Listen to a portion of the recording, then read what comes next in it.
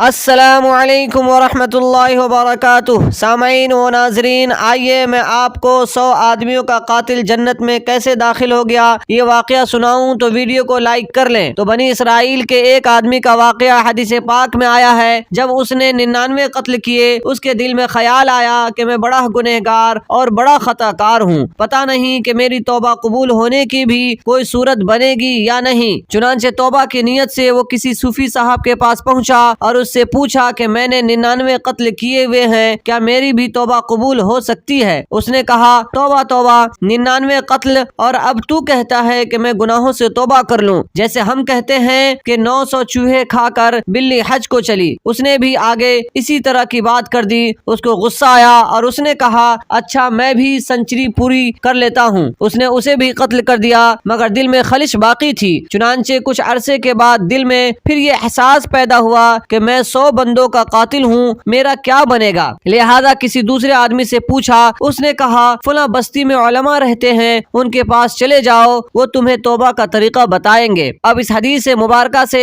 یہ بات بھی سمجھ میں آ گئی کہ اگر کوئی انسان توبہ و تائب ہونا چاہے تو کسی اللہ والے کے پاس جا کر اگر وہ توبہ کے کلمات پڑھ لے گا تو اللہ تعالیٰ اس کی توبہ جلد قبول فرمائیں گے۔ خیر، وہ آدمی توبہ کی نیت دل میں لے کر اس بستی کی طرف چل پڑا۔ قضا و قدر کا فیصلہ کہ راستے میں ہی اسے موت آ گئی۔ اس کے پاس جنت والے فرشتے بھی آ گئے اور جہنم والے فرشتے بھی آ گئے۔ دونوں کی یہ کوشش تھی کہ اسے ہم اپنے ساتھ لے جائیں گے۔ جنت والے فرشتوں کی یہ دلیل کہ یہ توبہ کی نیت سے جا رہا تھا، لہذا اسے جنت میں جانا چاہیے، اور جہنم والے فرشتوں کی یہ دلیل کہ نہیں، یہ تو 100 بندوں کا قاتل ہے، ابھی توبہ تو نہیں کی، اس لیے اسے جہنم میں جانا چاہیے۔ اب دونوں میں معاملہ طے نہ ہو سکا۔ اللہ رب العزت کے حضور فیصلے کے لیے بات پہنچی۔ اللہ رب العزت نے فرشتوں سے ارشاد فرمایا کہ اے میرے فرشتوں، یہ توبہ کی نیت سے گھر سے چل پڑا تھا، ذرا فاصلہ تو دیکھو۔ اگر یہ اس بستی کے قریب پہنچ گیا تھا جہاں اس نے توبہ کرنی تھی تو پھر جنت والے فرشتے لے جائیں، اور اگر ابھی تھوڑا ہی فاصلہ طے کیا تھا تو اسے جہنم والے فرشتے لے جائیں گے۔ حدیث پاک میں آیا ہے کہ پروردگار عالم نے فرشتوں کو تو یہ حکم فرمایا، مگر زمین کو بھی ساتھ ہی حکم کر دیا کہ اے زمین تو سکڑ جا۔ چنانچہ اس بستی کی طرف کی زمین سکڑ گئی۔ جب فرشتوں نے فاصلہ کی پیمائش کی تو پتہ چلا کہ اسے موت تو وہاں آئی جہاں دونوں راستوں کے بالکل درمیان کی لائن بنتی تھی، مگر مرتے مرتے گرتے پڑتے اس کی لاش اگلی بستی کی طرف جا کر گری۔ بس اتنا فاصلہ توبہ کی بستی کے قریب ہونے کی وجہ سے رب کریم نے فرمایا، چونکہ یہ توبہ والی بستی کے قریب ہو گیا تھا، اس لیے ہم نے اس کے گناہ معاف فرما کر اسے جنت عطا کر دی۔ سبحان اللہ۔ میرے دوستو،